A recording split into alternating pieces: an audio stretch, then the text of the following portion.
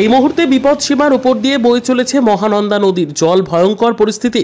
গতকাল থেকে সারা দিন রাত লাগাতার প্রবল বৃষ্টি হয়ে চলেছে, যার ফলে মহানন্দা নদীর জল যেন ফুলে ফেপে উঠছে, যার কারণে ফুলবাড়ি মহানন্দা ব্যারেজ এলাকায় মহানন্দা নদীর জলস্তর বেড়ে বিপদ সীমার উপর দিয়ে বয়ে চলেছে। ফলে যে কোনো সময় ঘটতে পারে বড়সড় দুর্ঘটনা।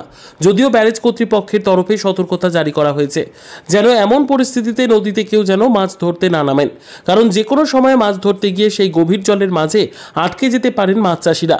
সাথে এবার বর্ষা দেরিতে এলেও বৃষ্টি যেন ছাড়ছে না কিছুতেই। রাত দিন বৃষ্টি হয়ে চলেছে, যার ফলে বিভিন্ন এলাকার নদীগুলি জলস্তর বেড়ে যাচ্ছে এবং বর্ষা চিত্র লক্ষ্য করা যাচ্ছে। এদিকে সেই জলস্তরের প্রভাব পড়ছে বিভিন্ন এলাকাগুলিতে। এই মুহূর্তে বিপদ সীমার উপর দিয়ে বয়ে চলেছে মহানন্দা নদীর জল। ভয়ঙ্কর পরিস্থিতি।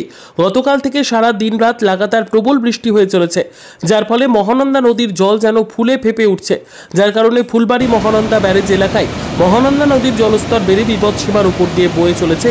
ফলে যে কোনো সময় ঘটতে পারে বড়সড় দুর্ঘটনা।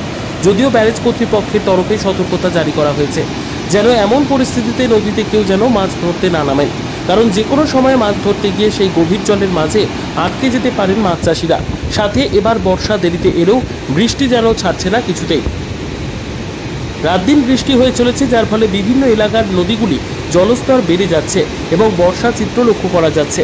এদিকে সেই জলস্তরের প্রভাব পড়ছে বিভিন্ন এলাকাগুলিতে।